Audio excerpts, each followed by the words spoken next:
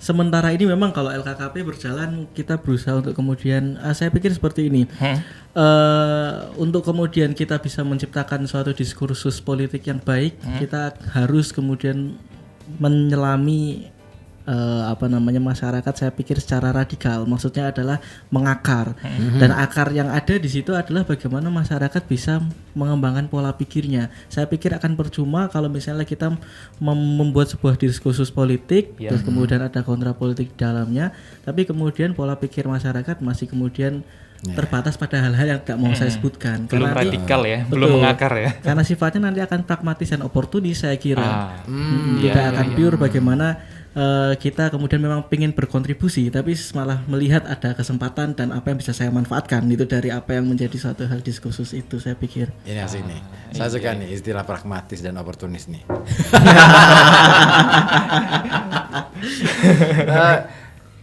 Karena diakui atau tidak, semua orang hari ini, katakanlah orang-orang yang secara rata-rata pendidikannya middle high gitu, mereka mengakui bahwa iya masyarakat kita cenderung pragmatis gitu kan.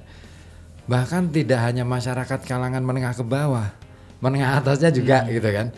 Nah, hal seperti ini kan sebenarnya bisa jadi yang membuat anak muda zaman sekarang itu agak mulai ngerasa resah dengan seperti itu.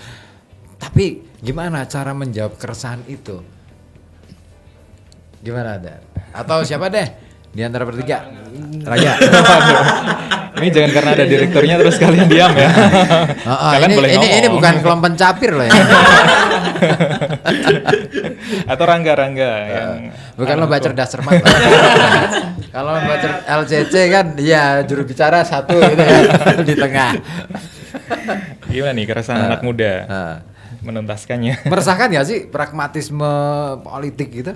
Ya, iya sih, karena sekarang kayak kalau bisa dilihat perkembangan politik di Indonesia tuh kayak nggak mengikuti perkembangan zaman ya, bisa dibilang kayak cara penyampaian dari calon-calon, kemudian isu-isu yang ada ya kayak tidak menjadi menarik, terutama Gen Z. Kemudian ada lagi ditambah dengan masalah-masalah yang ada. Terus yang dikatakan tidak tadi ada praktek yang membuat anak muda itu ilfil. Jadi itulah yang menjadi keresahan dari anak muda, dan menurutku supaya anak muda ini tidak mengalami keresahan dalam politik, ya sebaiknya politik ini dibawa arus dengan mengikuti perkembangan zaman, mengikuti tren dari anak muda sekarang, kemudian setidaknya berkompetisi di dalam politik itu yang berbobot lah. Ya.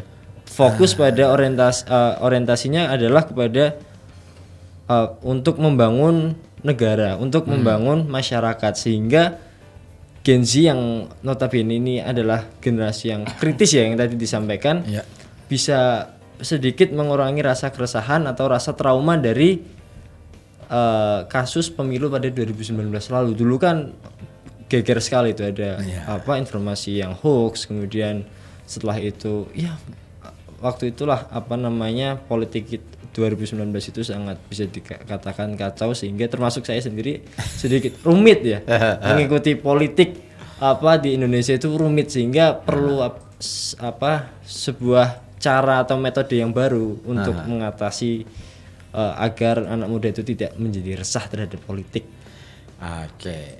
Ini mungkin nggak sih kalau kemarin pengalaman lalu-lalu ini kan memang yang dibawa adalah emosi, ya kan, politik emosi kan.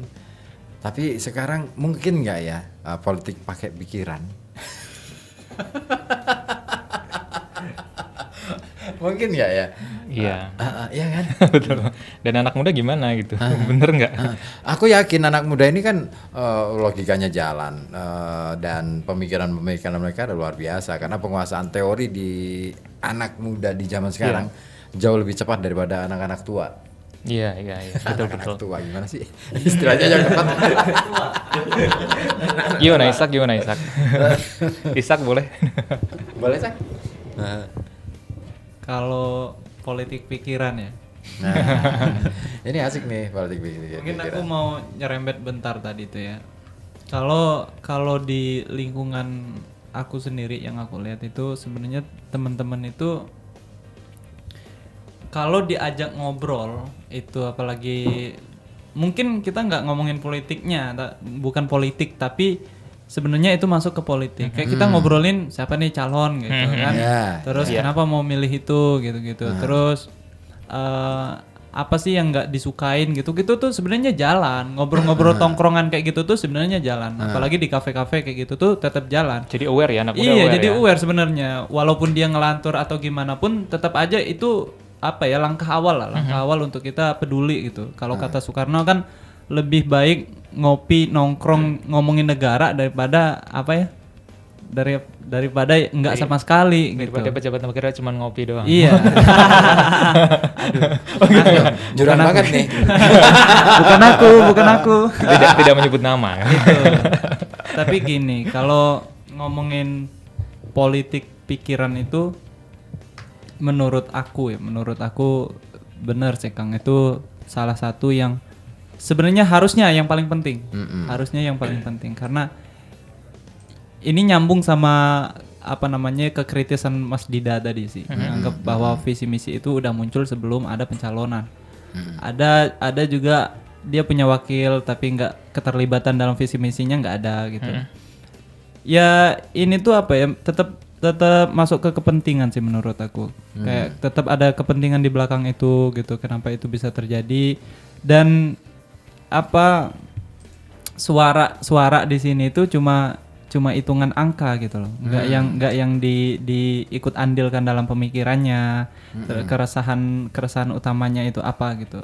Mungkin banyaknya kecewa itu mungkin karena kecewa sama politik itu mungkin karena apa yang digaungkan di awal nggak berjalan selama setelah pemilihan gitu.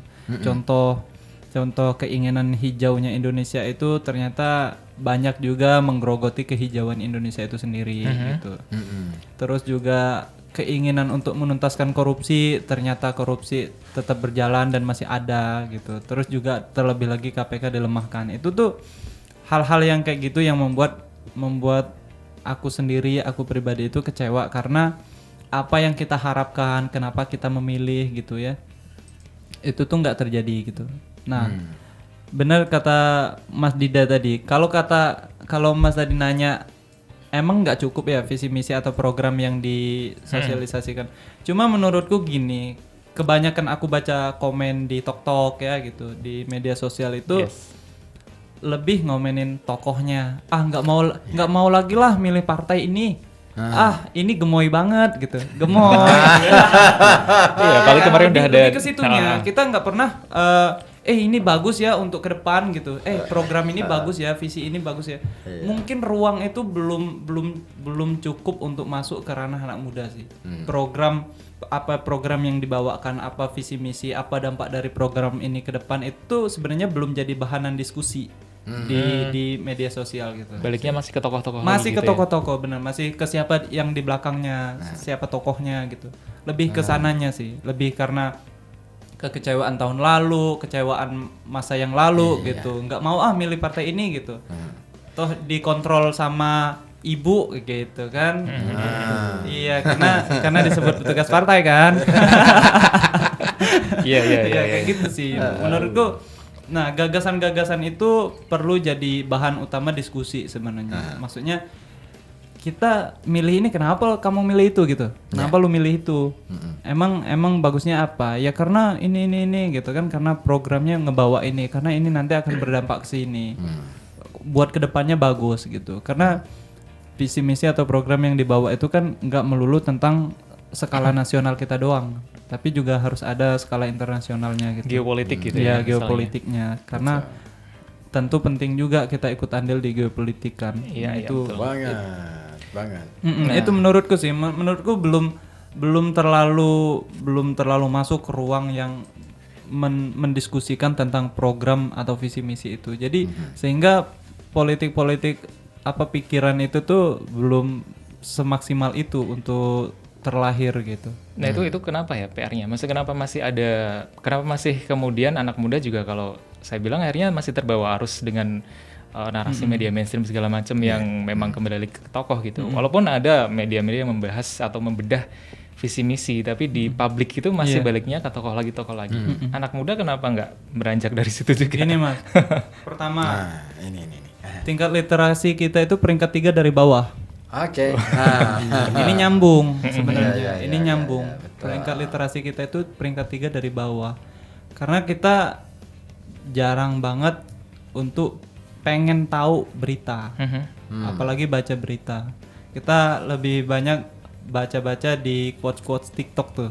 Iya. Kenapa kamu ninggalin aku? Nah, itu seneng banget tuh anak-anak gitu. Cuma kalau untuk ini ada berita ini terus ditelusurin beritanya untuk dibaca lebih lanjut, lebih dalam gitu, itu kurang karena datanya menunjukkan itu peringkat 3 itu literasi. Terus juga adanya diskusi panjang yang adu gagasan itu kan yang di banyak sekali kan ruang-ruang yang ngasih adu gagasan itu.